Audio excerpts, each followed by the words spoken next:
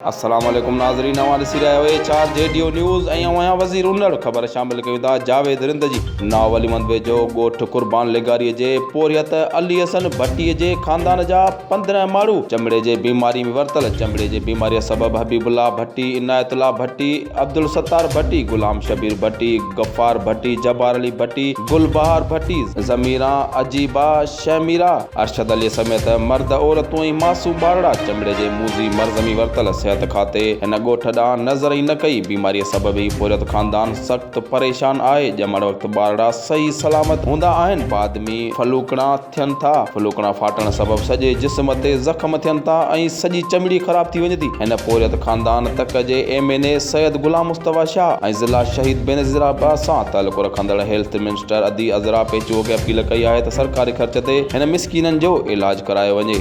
HRJDO news में फ़िलहाल एतिरो ई। वधीक ख़बरनि जी अपडेट लाइ ॾिसंदा रहो HRJDO न्यूज़।